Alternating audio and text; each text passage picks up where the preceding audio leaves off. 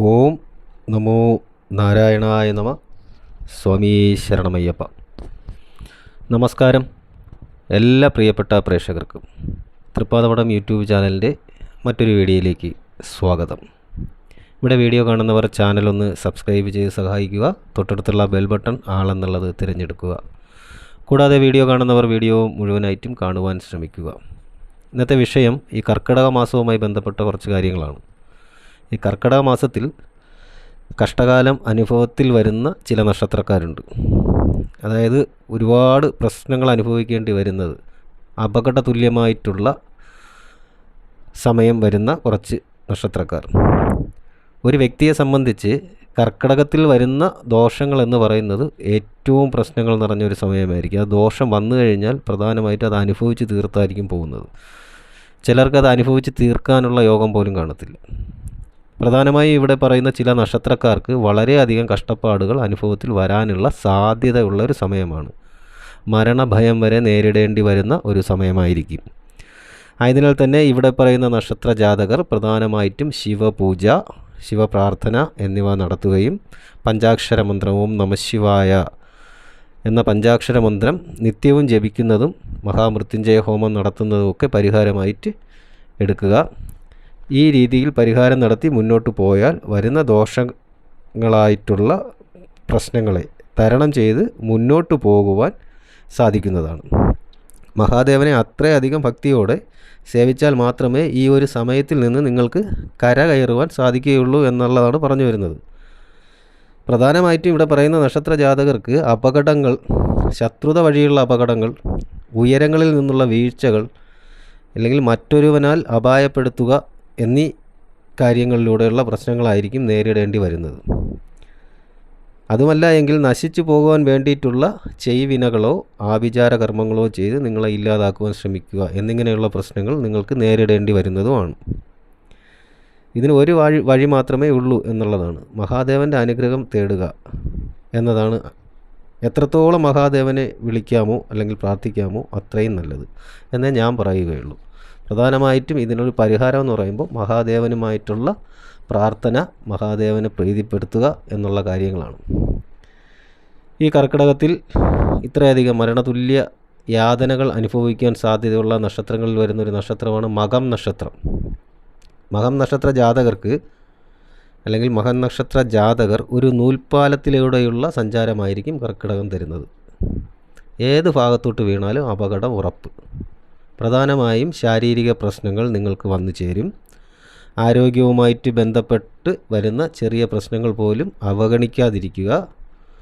ഉയരങ്ങളിൽ നിന്നുള്ള ജോലികൾ ചെയ്യുന്നവർ സുരക്ഷിതത്വത്തിനായിട്ടുള്ള മുൻകൈകൾ എടുത്ത് കാര്യങ്ങൾ നടത്തുക. Safety precautions. യന്ത്രങ്ങൾ ഉപയോഗിക്കുന്നവർ, ഇലക്ട്രിസിറ്റിയുമായി ബന്ധപ്പെട്ട് ജോലി ചെയ്യുന്നവർ, അഗ്നിയുമായി ബന്ധപ്പെട്ട് ജോലി ചെയ്യുന്നവർ, അങ്ങനെയുള്ള ജോലികൾ ചെയ്യുന്നവർ വളരെ ശ്രദ്ധിച്ചായിരിക്കണം ഓരോ ചുവടും മുന്നോട്ട് വയ്ക്കുവാൻ. ധനവ്യയം കൂടുതലായിട്ട് വന്നു ചേരുന്നൊരു സമയമായിരിക്കും. മറ്റുള്ളവരാൽ ചതിക്കപ്പെടുവാനുള്ള സാധ്യതയുണ്ട്. അതുകൊണ്ട് തന്നെ ശിവക്ഷേത്ര ദർശനം നടത്തുകയും ശിവഭഗവാന് ജലധാര നടത്തി പഞ്ചാക്ഷര മന്ത്രം ജപിക്കുന്നതും ഈ ദോഷങ്ങൾ അകറ്റുവാൻ സഹായിക്കും എന്നുള്ളതാണ്. തുടർന്ന് വരുന്നത് അത്തം നക്ഷത്രമാണ്. ഈ അത്തം നക്ഷത്ര ജാതകർക്ക് പ്രധാനമായിട്ടും അലച്ചിലായിരിക്കും ഫലത്തിൽ വരിക. എത്ര കിടന്നങ്ങോട്ട് ഓടിയാലും അതിനുള്ള ഫലമൊന്നും കിട്ടാതെ അല്ലെങ്കിൽ ലഭിക്കാതെ വരുന്ന ഒരവസ്ഥയും, എന്നാൽ കയ്യിലുള്ളതും കൂടി നഷ്ടപ്പെടാവുന്ന സാഹചര്യങ്ങളും ഉണ്ടാകും എന്നുള്ളതാണ്. ചെയ്യുന്ന കാര്യങ്ങളൊന്നും നേരെയായിട്ട് വരാത്തൊരവസ്ഥ, തൊഴിൽപരമായിട്ട് വലിയ വലിയ തടസ്സങ്ങൾ, അതുകൂടാതെ തന്നെ തൊഴിൽ രംഗത്തോ നിലവിലെ തൊഴിൽ രംഗത്തോ അല്ലെങ്കിൽ ബന്ധു സ്ഥാനങ്ങളിലൊക്കെ വരുന്ന ശത്രുത, സുഹൃത്തുക്കളുമായിട്ടുള്ള ശത്രുത എന്നിവയും ബലത്തിൽ വരാൻ സാധ്യതയുണ്ട്. സുഹൃത്തുക്കളുമായി വിരോധത്തിലാവുക അല്ലെങ്കിൽ കയ്യേറ്റം വരെ എത്തുക, അങ്ങനെയൊക്കെയുള്ളൊരു സംഭവം ഉണ്ടാകും. വാഹനയാത്രയിൽ അപകടം വന്നു ചേരാനുള്ള സാധ്യതയുണ്ട്. ജലജന്യ രോഗങ്ങൾ പിടിപെടുവാനും സാധ്യതയുണ്ട്. കുടുംബത്തിൽ സഹോദരങ്ങൾ തമ്മിലോ ബന്ധുജനങ്ങൾ തമ്മിലോ കലഹങ്ങൾ വരെ ഉണ്ടാകും. അതിനൊക്കെ സാധ്യത കാണുന്ന ഒരു സമയം കൂടിയാണ്. ആയതുകൊണ്ട് തന്നെ അത്തം നക്ഷത്ര ജാതകരും ശിവക്ഷേത്ര ദർശനം നടത്തുകയും ശിവന് ജലധാര നടത്തി പഞ്ചാക്ഷര മന്ത്രം ജപിച്ച് പ്രാർത്ഥിക്കുന്നതും ഭഗവാനെ പിൻവിളക്ക് തെളിയിക്കുന്നതും വളരെ ഉത്തമമായിരിക്കും. ഈ ദോഷങ്ങൾ മറികടക്കുവാൻ നിങ്ങൾക്ക് സാധിക്കുകയും ചെയ്യുമെന്നുള്ളതാണ്. ഇവിടെ തുടർന്ന് വരുന്നത് ചിത്തിര നക്ഷത്രമാണ്. ചിത്തിര നക്ഷത്ര ജാതകർക്ക് ജീവിതത്തിൽ പല പ്രശ്നങ്ങളും കർക്കിടക മാസത്തിൽ നേരിടേണ്ടതായിട്ട് വരും എന്നുള്ളതാണ്. പ്രധാനമായിട്ടും ദാമ്പത്യ പ്രശ്നങ്ങൾ ഉണ്ടാകുവാനുള്ള സാധ്യതയുണ്ട്.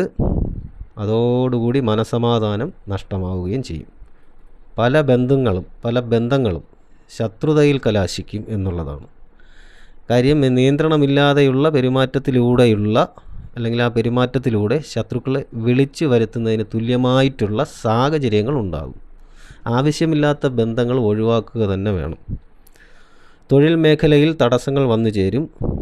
തൊഴിലിൽ നിന്ന് ചിലപ്പോൾ മാറ്റി നിർത്തപ്പെടേണ്ട ഒരവസ്ഥയും വന്നു ചേരാം.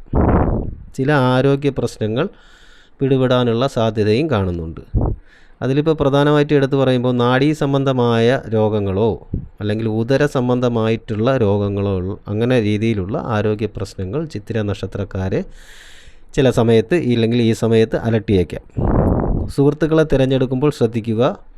ധനപരമായിട്ടുള്ള കാര്യങ്ങളിൽ ഇടപെടുമ്പോൾ ഒരു കാര്യത്തിനും ഉറപ്പ് കൊടുക്കാതെ അല്ലെങ്കിൽ ജാമ്യം നിൽക്കാതിരിക്കുക എന്നുള്ളതാണ് ശ്രദ്ധിക്കേണ്ട പ്രധാനപ്പെട്ട ഒരു കാരണം.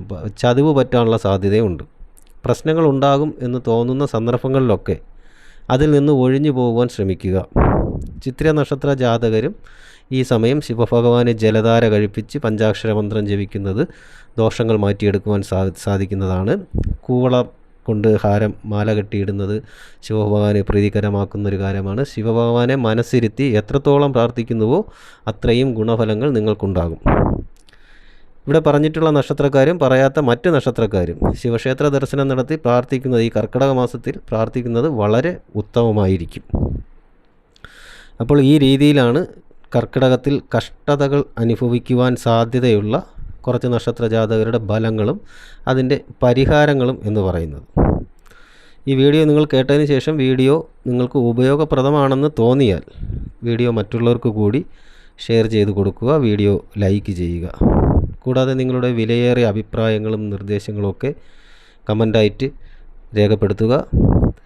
എല്ലാ നല്ലവരായ പ്രേക്ഷകർക്കും ജഗദീശ്വരൻ നല്ലത് മാത്രം വരുത്തട്ടെ എന്ന് പ്രാർത്ഥിക്കുന്നു. ശുഭദിനം നേരുന്നു. നന്ദി, നമസ്കാരം.